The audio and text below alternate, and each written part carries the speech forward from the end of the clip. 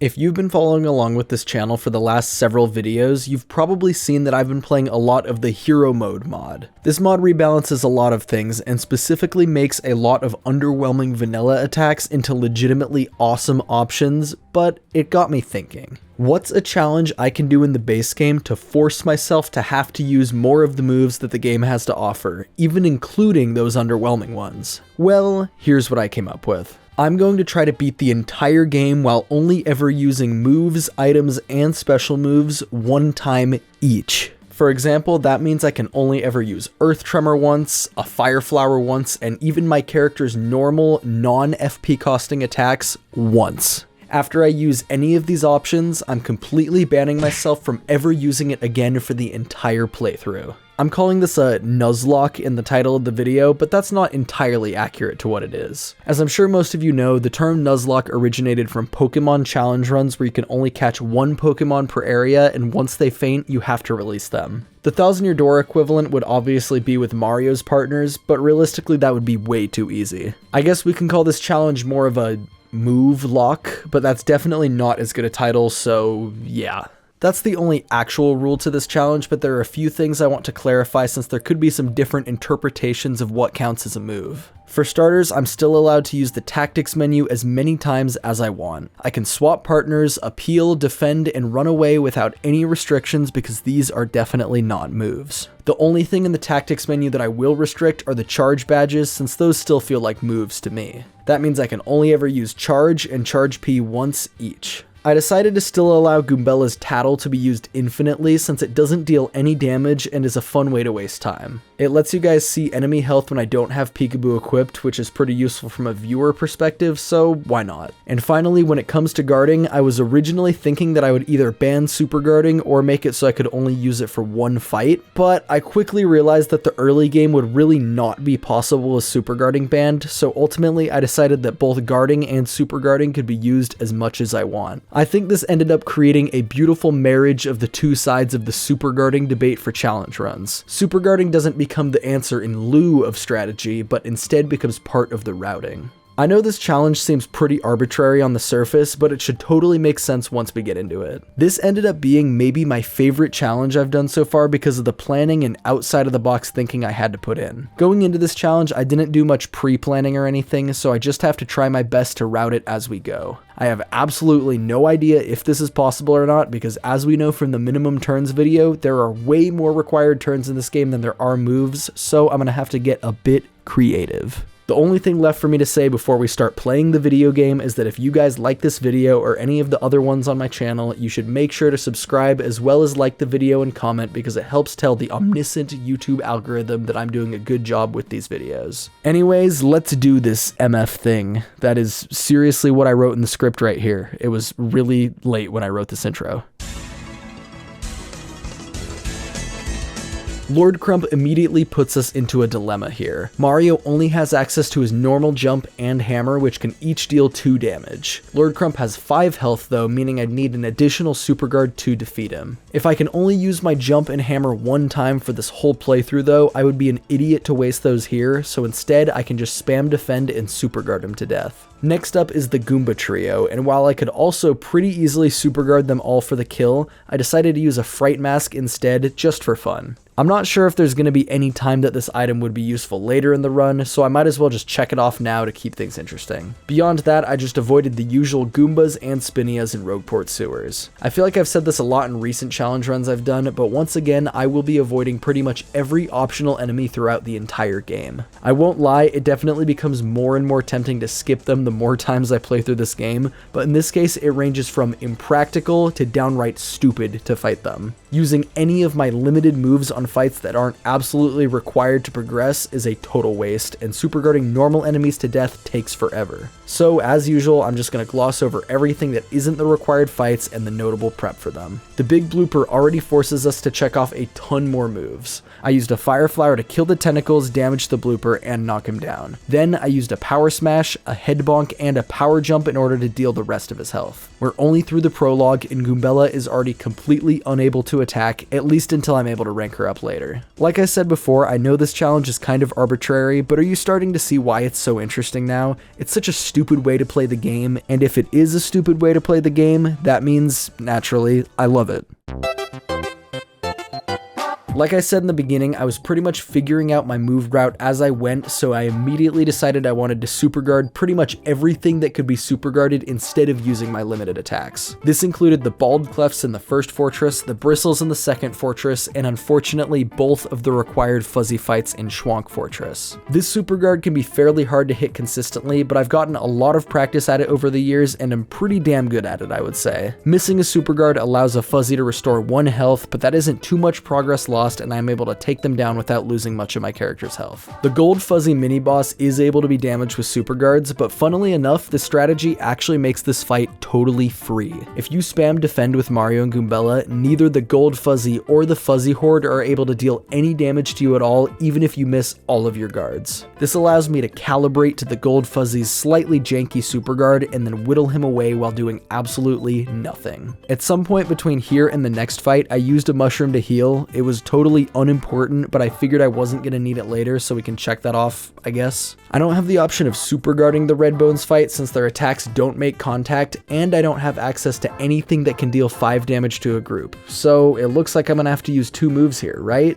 Well, actually, there's a single option in the game right now that's able to kill them in 1 hit. The mystery item. You know, this cute little present guy. The mystery has an equally weighted chance to roll through several different healing, damage, and status items that are present in the game, and fortunately for me, a Thunder Rage or Shooting Star will do the trick. I reset a few times and eventually got it to land on Shooting Star, finishing the fight with a single item. I guess somebody could make an argument that this counts as using a Shooting Star, but I would definitely count this as using a mystery and a mystery only. The setup for Hooktail is a bit more complicated than the stuff we've dealt with so far. Given Hooktail's 30 health spread across 2 phases, I knew I was going to have to use quite a few moves to get through it. And so I just needed to figure out what was most efficient. I ended up having to put in quite a bit of prep work, but I think what I came up with was pretty good. First, I ran all the way back to Petalburg. Now that I have paper mode unlocked from Hooktail Castle, I can grab the Mega Rush P badge in the fence next to Kroop's house. If you're into challenge runs of this game, you probably saw this one coming. Next, I hit up Merlin in Rogueport to rank up Goombella, increasing her attack by 1 and unlocking Multibonk.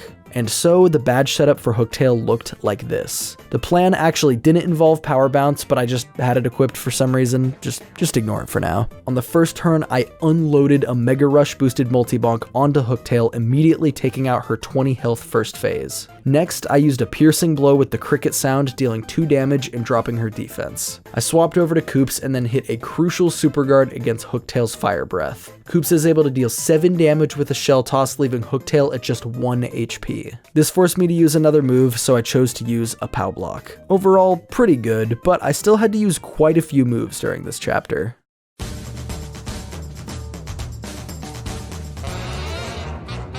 The fight against the Shadow Sirens ended up being a pretty efficient one, both turn-wise and move-wise. First, I made sure to set Koops into peril, something that we're going to get pretty used to as this video goes on. I used Earth Tremor with Mario to deal 6 to all of them, and then a Mega Rush boosted Power Shell is able to pick them off the rest of the way. And yes, just like everything else, this is the only time you're going to see Earth Tremor in this video. Heading into the Great Tree, we're immediately ambushed by a pair of X-Nauts. These guys' only damaging attacks are melee, so super guarding them to death is relatively easy. I used to not be that good at their super guard timing, but so far this run is actually giving me some fantastic super guard practice, and I'm getting a lot better at several of them. I'm also forced to do the exact same thing to deal with the next required X-Naut in the upstairs room where you meet Miss Mouse. Next, we come up on these Piters in this big central room in the tree.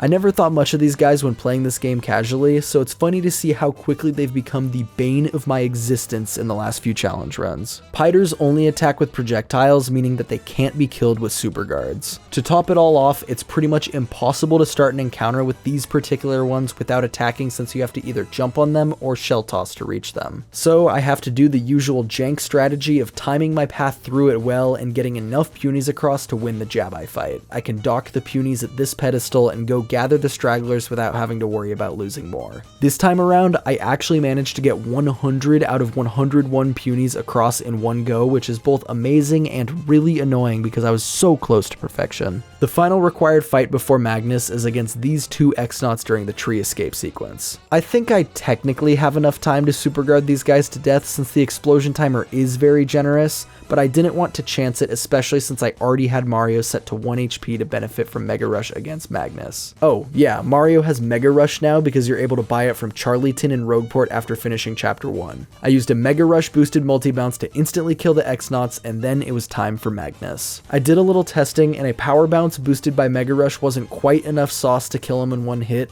so I decided to add Charge to the equation. Like I mentioned in the intro, I chose to only use Charge and Charge P once each throughout the entire run, so that checks off Charge as well. With both of these ingredients combined, Mario is able to finally produce that sauce that we need to kill Magnus von Grapple with a single Power Bounce. Yeah, this one's gonna be painful. There's a whole lot of fights in the Glitz Pit and literally not even enough moves available to attack all of them. So I'm going to have to super guard pretty much every fight that's possible to beat that way. But luckily with my sheer gaming prowess and years invested in this game, it shouldn't be too bad. Grubba's conditions can complicate things, like if he wants me to finish in a certain number of turns or use a special move, but I can just reset the game if I get these few bad conditions. Most conditions have no effect on super guarding enemies to death, so it's really nothing to worry about. The Goomba Bros, the KP Koopas, and the Pokey Triplets are all enemies that only attack with contact moves, so I'm able to use B button spam against all of them. Goombas and Koopas are pretty much free to time and barely do any damage if you happen to miss them. Pokies have pretty difficult timings in my experience, and things aren't exactly helped when one of them immediately duplicates on the first turn. Luckily though, super guarding their body segment throwing attack deals 3 damage back to the main guy, which is most of their health. I am required to use a move against the Dead Bones, however, since they don't have any moves that damage them back if I super guard. I chose to use Quake Hammer to kill them, which still really feels like a waste since these guys are so weak. I mean, honestly, who thought that they should be after the Pokey team in the Glitz Pit? Spike Storm also requires me to use a move since Lakitu can't be dealt damage with super guards, so I decided to use my first and coincidentally last Thunder Rage, which deals exact damage to Lakitu and picks off his Spinies as well. I thought at first that the handed overs were going to be absolute hell. They are able to be super guarded to death, but if you miss even one super guard and they steal a coin or item from you, they'll run away from the fight. And this timing is one of the hardest ones in the game, at least in my opinion. You pretty much have to memorize the rhythm of their sound effects, which is totally arbitrary because there's no tempo to it or anything. My first plan was to make things easier on myself and use an earthquake item to take out the regular bandits, leaving the big bandits with 3 health. Super guarding all of them 6 times in a row felt quite a bit more attainable than super guarding every bandit a total of 31 times in a row. However, I decided once again to do a little bit of testing, and it turns out that as long as you follow Grubba's conditions, it does not matter how many bandits escape. So I reset my game and started the fight fresh, erasing that earthquake from my record. Grubba gave me the condition to finish the fight in 5 turns or less. So on turn 1, I let every bandit damage Goombella unguarded, and 3 out of 4 of them stole a coin from me. On turn 2, the 3 successful bandits ran away, but the last one is apparently some kind of misfit bandit or whatever the hell, and he still managed to miss. Turn 3 rolled around and the big bandit still flubbed his steal. Finally though, on turn 4, he managed to grab a coin from Goombella and ran away on the 5th turn. I didn't kill a single one of them, I didn't even get any star points, but my ranking moves up and I can progress through the Glitz Pit as if I did kill them. Badass. The Mind Bogglers also slightly complicate things, but not nearly as much as the bandits did. Like I mentioned when they showed up in Chapter 2, I'm not able to kill Piters with super guards, so I'm gonna have to use a move to take them out. I chose to use a Thunderbolt item, not to be confused with the Thunder Rage I used a few battles ago. The Pale Piranha and Dark Puff can be killed with super guards, which is made extra annoying when the Puff chooses to charge up and shock me instead of using his melee attack. The Punk Rocks and Bob-omb Squad are both able to be killed with super guards, and honestly pretty easily too. Sometimes I randomly get bad at the Clef super guards, but realistically even when they charge up, it's easy enough to get through it without them being a threat. The Bob-ombs are an entertaining one to super guard, since hitting the first guard against them will damage them and light their fuses. The second Bob-omb spawned with a Super Shroom, which delays the whole fight by a turn, but doesn't change the outcome. You don't even have to hit the super guard when they explode in order to kill them, but it eases the pain on Goombella, which is a reward in its own way. Finally, we get to the Armored Harriers, aka the Iron Clefs, aka where challenge rule sets go to die. These guys almost always force exceptions to my challenge rules due to how rigid their requirements are to kill them. The only thing that can damage them is a gulp attack from Yoshi. There aren't any exceptions anywhere in the game. Super guards don't damage them, defense piercing attacks don't damage them, and special moves don't work either. Only gulp. On top of that, it's also unfortunately impossible to kill them with one gulp. Even if you boost Yoshi's attack with power pluses, Mega Rush, or anything else, the second Iron Cleft will always take 4 or 5 damage based on Yoshi's rank. So we have to break the rules for this one fight in order to progress. Yoshi has to use Gulp twice to kill them, but we'll just check off Gulp as if we used it once. Since this fight has to be an exception in so many runs, it really doesn't bother me too much at this point. Oh, also, I almost forgot to call out what I decided to name the Yoshi. I am so sorry. It's an important ritual in these videos to name the Yoshi something related to the challenge, and this time I went with one-time use since it fit within the 8-character limit, and that's like the whole thing we're doing. The next several battles in the Glitz Pit are able to be killed with super guards. The tiny spinies are no problem, the poker faces are literally exactly the same fight from the fortress in chapter 1, and the shell shockers are just the KP Koopas but with twice as much health. As has become customary for any challenge where I had to break the rules to beat the Iron Clefts, I purposefully threw the rematch that happens after beating rank 7 in the Glitz Pit. As pretty much any repeat viewer knows by now, you're not required to win this fight to progress, so running away is totally fine. And now, next up might be one of the hardest fights I've ever done in this game. Definitely one of the stupidest ones. I want you to take a guess as to what fight I'm talking about. Do you think it's the Magic Koopa Masters? I mean, they have some pretty hard attacks to super guard, lots of different magic, etc. Nope. Could it be Crawdaddy, the Dark Craw with 20 health and a 50-50 chance to use a ranged attack instead of a contact attack? Nope, not that one either. I'm talking about the Fuzz. The f***ing Fuzz. This battle against a regular Fuzzy, a green Fuzzy, and a flower Fuzzy. You better not think this is funny because I am not joking. This battle has turned me into a hardened war veteran. And why exactly is that? Well, like a lot of other fights so far in the Glitz Pit, it is technically possible to win using only super guards. The word technically is carrying a lot of weight there. Obviously, super guarding regular Fuzzies to death is pretty reasonable since I did it against several of them in chapter 1, and super guarding the flower Fuzzy is no problem as well since it can't heal itself. The real problem here is the green Fuzzy. The green Fuzzy has 5 health, deals 3 piercing damage, and will heal himself for that 3 whenever he manages to put it down. All 3 Fuzzies have exactly the same super guard timing, which I've already proved I'm pretty decent at. The thing that turns Green Fuzzy into an absolute menace is his ability to duplicate. And honestly, calling it an ability is a bit of an understatement. It's literally in his nature. As far as I can tell, these guys have an equally weighted chance to duplicate or attack if there's an open slot out of the 5 on the enemy side. This means that not only will this require an insane amount of super guard execution and consistency to stop them from out-healing the damage I deal, but I also need an insane amount of luck for them to attack me and not choose to duplicate. Each duplicated Fuzzy has the same amount of health as its parent Fuzzy, which does help matters a bit. Even if I can get down to 5 Fuzzies on the field with 1 HP each, I still have a low chance of winning even if I hit every super guard. Killing the front one with a super guard means that each of the ones behind him will have a 50% chance to fill the slot. Essentially, I have to flip a coin and land tails 4 times in a row while also hitting precise inputs over and over. A 1 in 16 chance. Every time I missed a super guard, that Fuzzy would heal back up to 4 or 5 health, and eventually his healthiness would spread throughout the population, and I'd need to whittle them all back down to 1 health to get a chance to flip 4 tails in a row. You'll notice as I cut through this very, very repetitive footage that I reached 100 star points from all the Fuzzies I killed, and that was early in the fight. I really don't feel like going back and counting exactly how many Fuzzies I killed or how many super guards I hit because it took me almost half an hour to do this fight.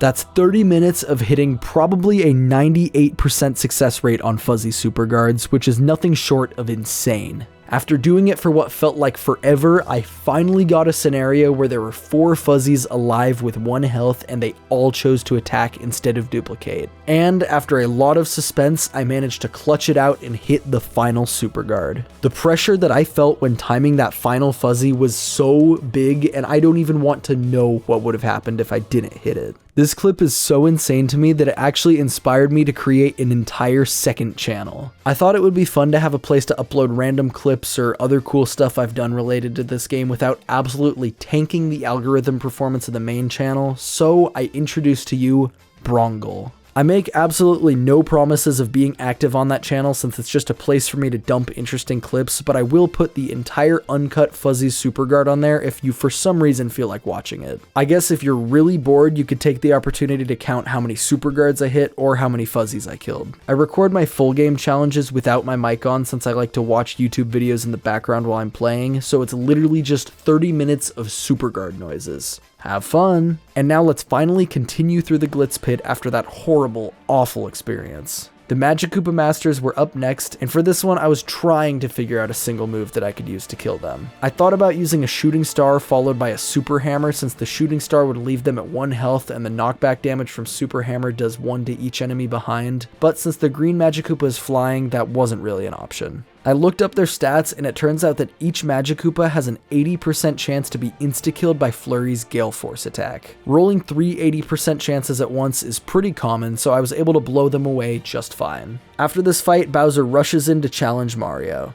Just like the Iron Cleft rematch, this fight is optional and there aren't any progression consequences for losing, but since it doesn't require using Gulp, I decided to give it a go. I didn't want to waste any moves on an optional fight, so I decided to try and Super Guard him from 30 health all the way down to 0. His Fire Breath attack doesn't deal any damage back to him when Super Guarded, but his Bite and Stomp attacks do, and they're pretty easy to time. A funny quirk that Bowser has in this game is that he will always use Fire Breath on his first turn and Bite on the second. If that Bite attack gets interrupted by a Super Guard, he will try it again over and over until you fail to Super Guard it. Like I said, this timing is pretty easy, so I actually managed to chain together 14 Super Guards in a row until he finally landed the attack on Flurry and broke the cycle. After that, I missed a couple more Super Guards, including a Fire Breath that knocked Mario down to 4 health. I kept making progress, chipping his health down, but he landed another attack that knocked Mario into peril. Bowser had just 2 health left when he went for another Fire Breath, which I missed the Super Guard for and went down. This attack is a decently hard one to be consistent at, so I can't be too mad at myself, but it would have been cool if I managed to kill Bowser with only Super Guards, especially considering just how close I actually was. For the next fight against Dark Craw, I decided to head back to Rogueport and set Mario to 1 HP using the water in Rogueport Harbor. This way I could once again take advantage of Mega Rush, and I could stack it with Power Rush, which you can buy from the Bad Shop after Chapter 2. With everything I have equipped, I'm able to finally use my one and only instance of Mario's base hammer attack against Dark Craw, dealing 12 damage and leaving him with 8. From there, I decided that I would Super Guard the rest of his health away. He doesn't always choose to use a contact move, but luckily both of his timings are really easy, so it's not really a problem. My first plan for Hamma, Bama, and Flare was to use an Ice Storm followed by a Mini Egg with Yoshi. Mini Egg does 1 damage per hit by default, but I have 2 Power Plus Ps at this point, which can make it do 3 per hit. I apparently forgot that all the bros have defense though, so even getting the damage from them unfreezing isn't enough to kill. Instead, I used an Earthquake item and Mini Egg, which makes for a perfect kill on each. Chomp Country is another one that's pretty easy to kill with Super Guards, and it's a convenient fight to set Flurry to 1 HP for the next fight. And speaking of that next fight, I am face to face with the Koopinator. I've unfortunately already used Quake Hammer and Pow Block, so I don't have any way to flip him over onto his back, but Lip Lock from Flurry boosted by Mega Rush is a solid option to take nearly half of his health. I didn't want to use any more moves against him, so I resigned to the Super Guard spam once again. His timings aren't the easiest, and it's pretty risky since he has an attack that hits both characters and I still have only 10 health on Mario.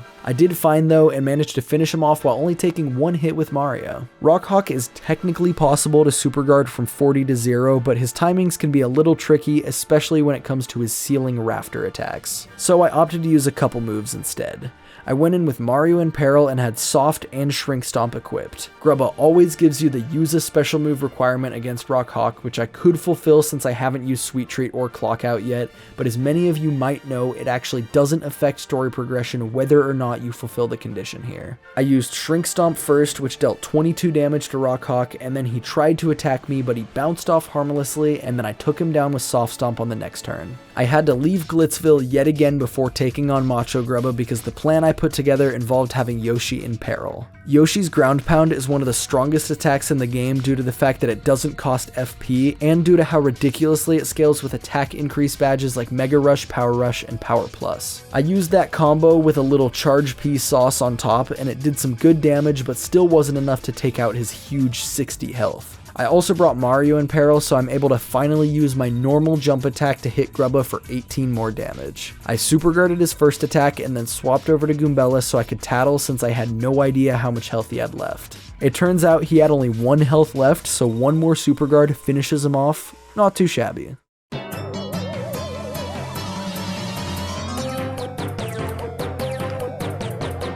This chapter offers a nice break after the onslaught that was the Glitz Pit. I only have to deal with Dupless a couple times, which is another boss that is technically doable without attacking, but finishing 2 40 health fights that way seems like a pretty lofty goal when he has access to partners in the second encounter. For the first fight, I ran the usual Peril Mario, but this time I brought Hammer Throw and Ice Smash, which are both available during this chapter. Each of those do 12 damage to Dupless, and then Peril Flurry is able to finally use Body Slam for yet another 12. After that, I just finished off his last couple health with Super Guards. Pretty easy. You do unlock Vivian between these phases, which gives me access to a whopping 1 more attack, but I have some better options to use against Dupless Part 2 anyways. I went in with Peril Mario yet again, of course, and hit Dupless with the EP Stomp, dealing 24 damage and putting him asleep. Goombella does try to take me out, but she's foiled by my gaming prowess. After that, I'm able to finish Dupless off with a Peril Spin Jump, killing him before Vivian rejoins the fight. I actually got a level up here, and Vivian pops up to support Mario and pretend like she was there the whole time. What a fake ass bitch.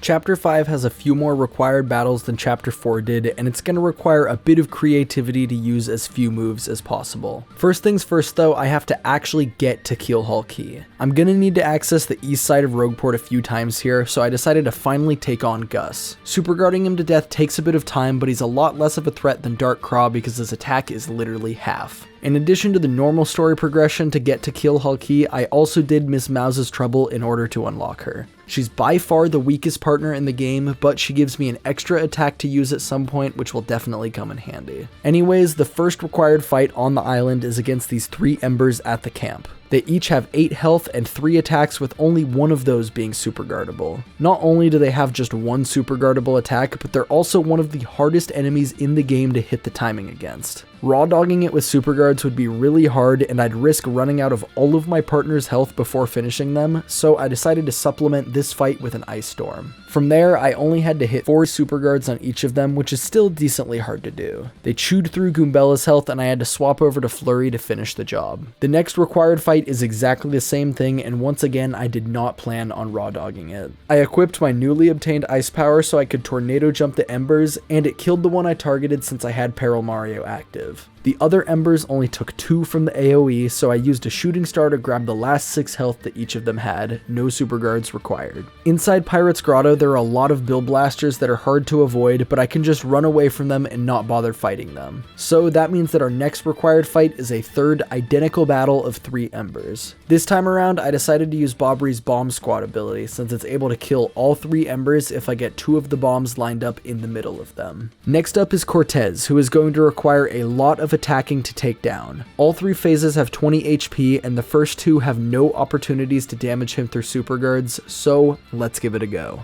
I went into the fight with 3 different partners and Mario himself set in peril. The partners are Vivian, Bobbery, and Miss Mouse. For the first phase, I started with a slap from Miss Mouse and swapped over to Goombella to keep my peril partners safe. A bomb from Bobbery is able to finish off phase 1. I used Head Rattle with Mario on phase 2 and then swapped to Vivian. Cortez just charged up, so I used Super Hammer in order to finish off phase 2. Finally, phase 3 is the slightly more complicated one.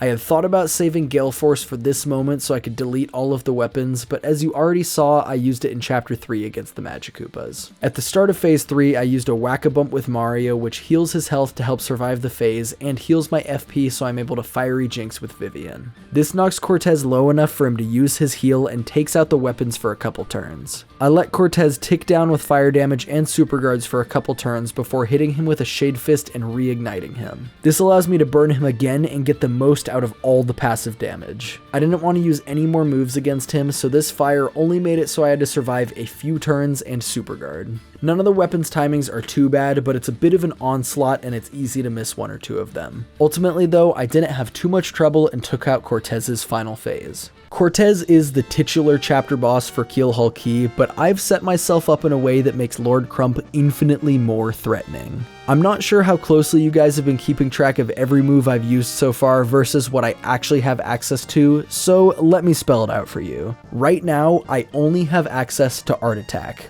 That's it. I've used every single badge move that's available up to this point, every single partner move that's available, and I'm locked off from obtaining the few items I haven't used yet because the story traps you on Keelhaul Key. Lord Crump has 60 health between his two phases, and I can probably get 18 damage with a super optimal art attack. So basically, I have to super guard him at minimum 42 times in order to kill him. That alone sounds fairly ridiculous, but his X-Nauts are the real problem here. He starts with an X-Naut pile that can do a fair bit of damage, but they at least have an easy super guard timing. I made sure to equip all the defensive badges I had, which helps with the hits that manage to sneak through. Crump's super guard timing is quite easy also, so chipping down the first 15 health is no problem. After that though, he switches to the Sealing division of his army, which has a ridiculously hard super guard timing. Fortunately though, with my defense badges, these guys can barely do any damage even when I miss blocks, so it hardly matters. Dealing with Crump's next 15 health is once again time consuming, but trivial. The second phase is where things get real.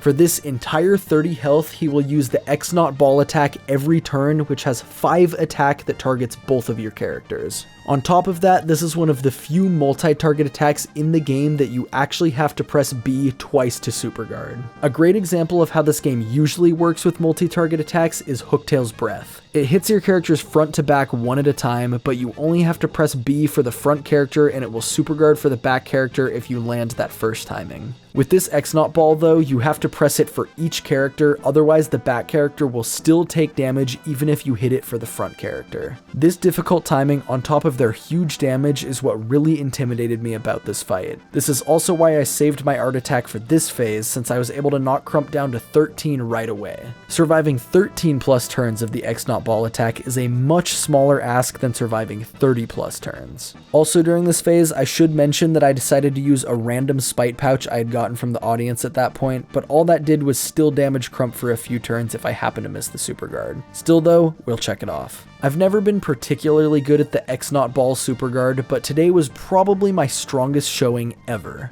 A fair bit of them slipped through, but I did have a couple healing options for Mario in case things got hairy. I spammed Crump for a while, but once Mario got down to 2 health, I decided to finally use Sweet Treat, which we've been carrying around since the prologue. With Crump down to just 1 health, I managed to hit the double super guard another time just for the flex, but then I missed the easy super guard against Crump.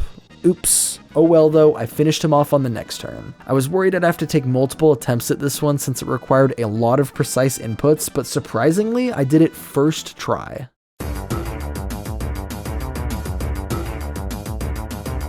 As always with this chapter, the only fight you're required to complete to progress is the Smorg itself, so we can skip all the detective and Riverside Station bullshit.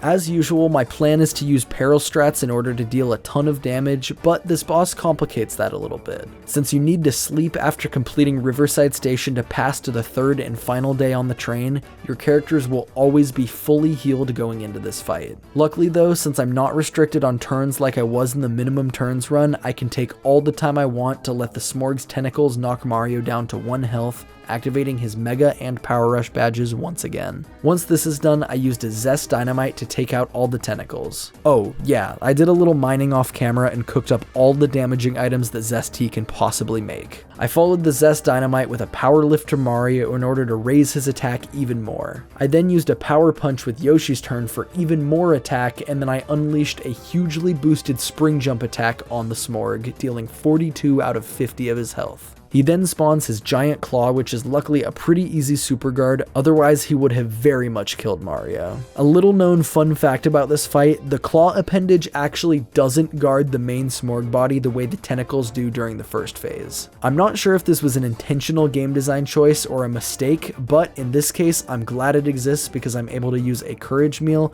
and coconut bomb to take out the Smorg's last 8 health.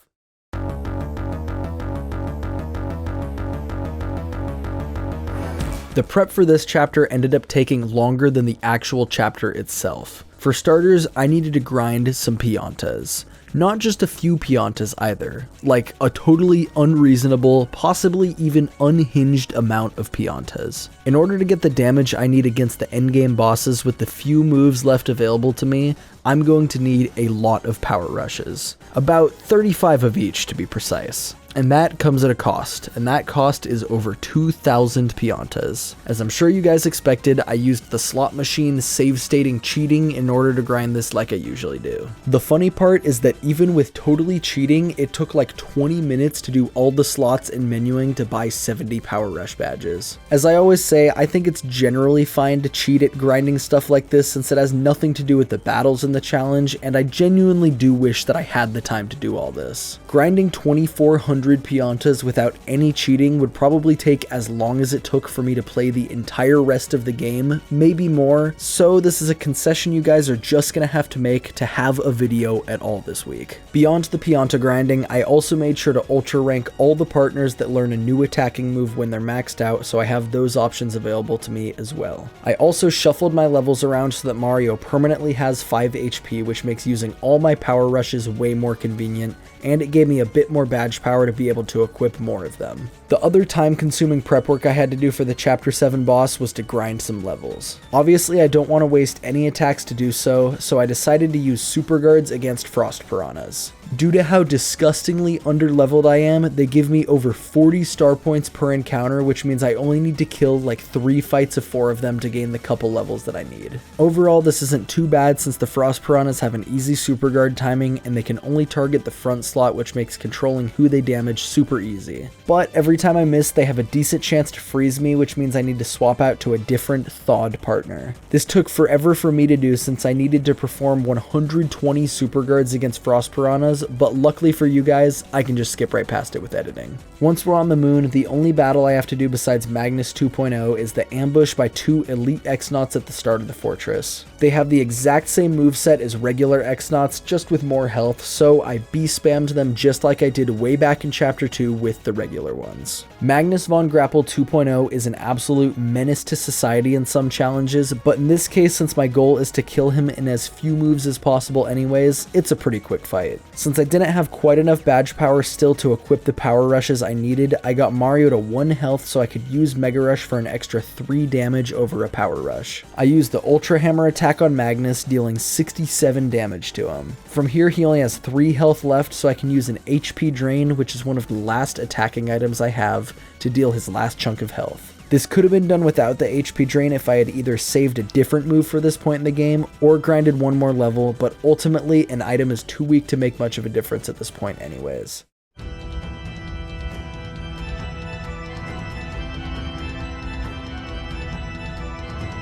Alright, finally it is time for the endgame. There's only a handful of attacks I haven't used, so let's see what we can get done. Dark Bones is the first roadblock between me and the finish line, but luckily Supernova is a fantastic option against this fight. It deals 15 damage to everything, killing all the dry bones and leaving Dark Bones with 5. I'm able to use an Egg Bomb to finish him off, and that means that I have officially used every single damage dealing item in the entire game. Yay! On to Gloomtail, who actually ended up being the stupidest fight in the whole game. Yes, even stupider than Lord Crump or those stupid ass fuzzies in Chapter 3. The reason for this is that I decided now would be a good time to use Showstopper. Showstopper actually has a small chance to affect some bosses in Chapter 8 for some reason. In my no attacking run, I talked about how it had a 5% chance to affect Bowser and or Kammy Koopa, and I even used it in order to pick off Bowser. There was a moment that I thought about using it to kill both of them in a single move for this challenge, but then I remembered it would be a 1 1 in 400 chance for that to happen,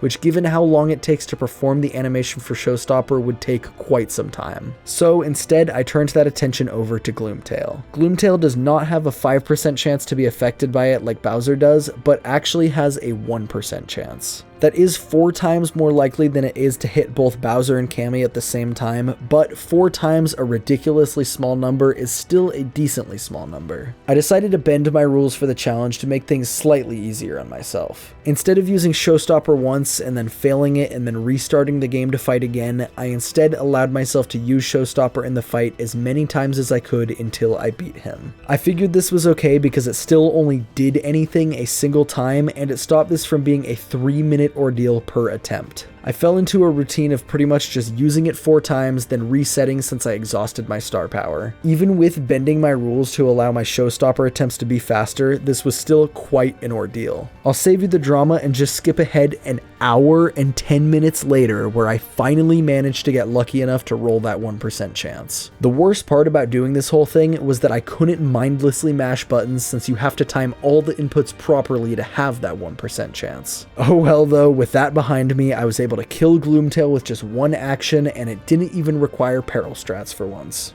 Unfortunately though, from here, this is where my route completely fell apart. I decided to stop and take a second to figure out what attacks I had left available for me to finish the rest of the game. I had Fire Drive, Shell Slam, Stampede, and Bobombast. Now keep in mind there were still 5 bosses left. The Shadow Sirens, Grotus, Bowser, Shadow Peach, and the Shadow Queen's final phase. The math just doesn't math here. Okay, well, I know that you can technically kill the Shadow Sirens with only Super Guards since all of them have a contact move, but it's pretty much impossible since I would have to get ridiculously lucky with Marilyn. Her lightning attack is unblockable, and there aren't enough healing options in the world for me to survive her using it dozens of times throughout a long fight. So basically, I had used too many moves and could not properly finish the game. I was really hoping this wouldn't happen, especially since I had gone out of my way to save a lot of moves throughout the game, but thinking back, there were a lot of frivolous ones I used to make things easier on myself.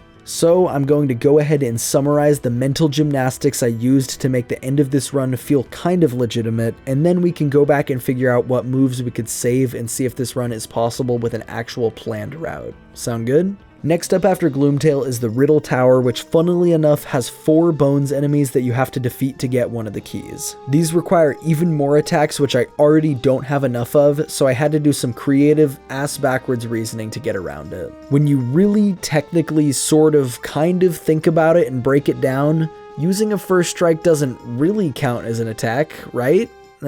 Yeah, I know it's kinda dumb, but that's the best I could come up with. I knocked Koops down to peril and then took out all 4 bones enemies with ridiculously strong first strikes. Now, in order to solve the problem where I have less attacks than bosses left standing in my way, I decided to employ a motherfucking glitch. There's a relatively easy skip you can do where you can jump from this spot on the bridge and land just outside of the cutscene trigger for the Shadow Sirens. Beyond that, our next required fight is against Grotus, which is another one I accidentally made way harder for myself than necessary. Remember when I mentioned that wasting HP drain didn't really matter? Well, it definitely did, because having an item would have been perfect for killing a Grotus X and making Grotus vulnerable. Instead, I'm gonna have to super guard the Grotus X's to death in order to break Grotus's shield. Of course, since Mario has 5 max health, this means I have to super guard every one of Grotus's attacks during those turns as well, which is much easier said than done. You also have to kill at least 3 Grotus X's with super guards on the same turn, since he'll spawn 2 of them at the end of his attack cycle, which would keep his shield intact if he had 2 or more left at the end of the turn.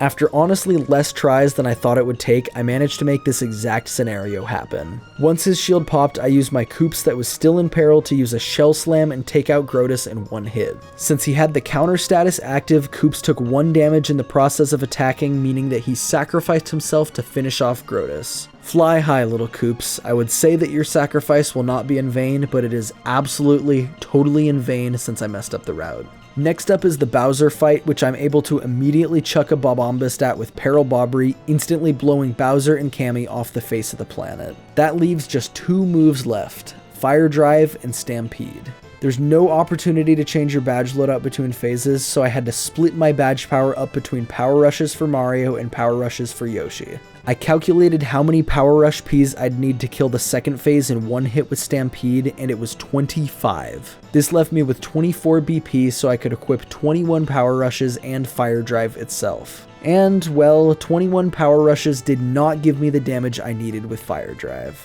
I started the Shadow Peach fight with a Sweet Feast, mostly since I needed to heal some FP and it was still available to me. After that, I super guarded her first attack and then used Fire Drive. As mentioned, it was underwhelming and I dealt 49 damage. You need to do about 70 in order to progress this phase, so I wasn't even close. I could have gone back and grinded like 4 more levels, but since the route was already screwed, I didn't want to bother with that. So instead, it's time for mental gymnastics again.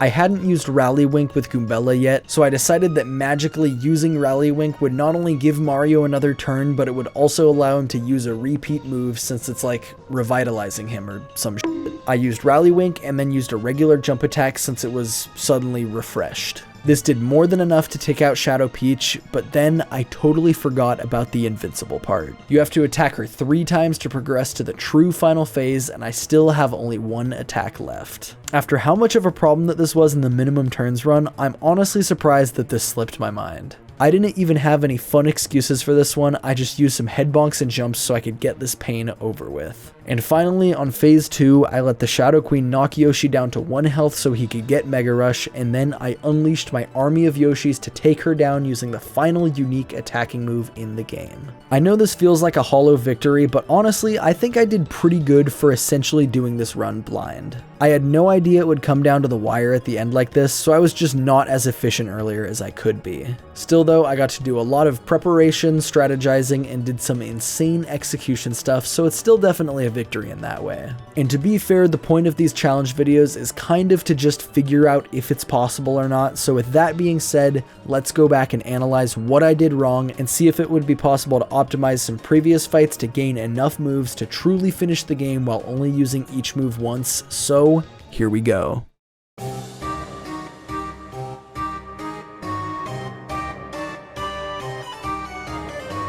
Let's first figure out exactly how many moves we have to save, and then we'll work our way back through the game. With voiceover and editing, of course. I'm not going to play through the entire game again just to use a few different moves. First off, I'm going to need 2 more moves for Dry Bones and Dark Bones in the Riddle Tower. If I picked up first attack from the Bad Shop, I could easily kill Dull Bones and probably kill Red Bones if I gained a couple more levels, which is a pretty reasonable task. I could also technically kill Dry Bones with first attack, but I'd need to be like level 30 or something, so that's not very practical. Next, I would need to save some sort of AoE move to use against the Shadow Sirens so I don't have to use a glitch to skip them and we can actually do the game properly. This should be fairly simple since I used Shell Slam against Grotus when he could just as easily be killed with a single hit move. So I will still add one to the counter for what we need to save, but it could be any attack that would benefit from Power Rush. And speaking of Power Rushes, I mentioned earlier that grinding more levels would let me wear enough Power Rushes for Mario to kill Shadow Peach with a single Fire Drive and still have enough sauce to take out the second phase of Shadow Queen with Stampede. So we'll just put that as a solution for Shadow Peach, meaning we just need 3 moves in order to progress the invincible phase of the fight. Or do we?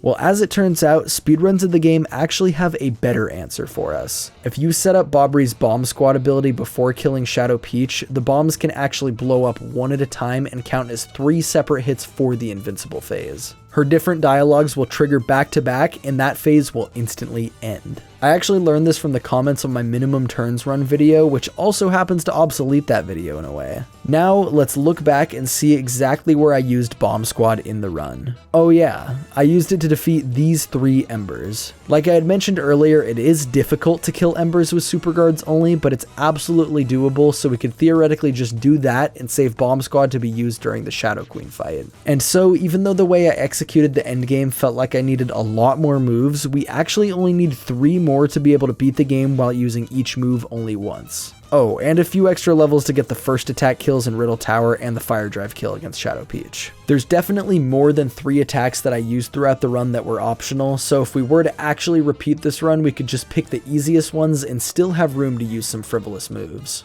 My vote would probably be to just kill Dupless phase 1 without using any of the attacks that I had used against him. Super guarding Dupless entirely would not even be that hard because his timings are really easy and his damage output kinda sucks. So yeah, I guess that solves it. Honestly, it was a lot easier to clean up the route than I thought it was going to be. The endgame that I played was very messy, but with just a little rearranging, we can finally answer the good old challenge question posed at the beginning of the video. Can you beat Thousand Year Door while only using every attack, item, and special move only one time?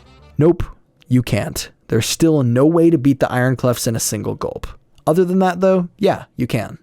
Well, that challenge ended up being a lot harder and a lot more convoluted than I thought it would, but I still think it was one of the coolest ones I've done yet. So as always, shoutouts to the Bringle member squad for being huge supporters of this channel. Every contribution really does genuinely help keep me on YouTube. If you want to get your name on the screen right here in future videos, as well as get access to behind the scenes posts and early access to videos, then go ahead and hit that join button and sacrifice $4 to me every month. If that isn't your thing, but you still like the videos, then make sure to subscribe, like, and comment so the algorithm likes me.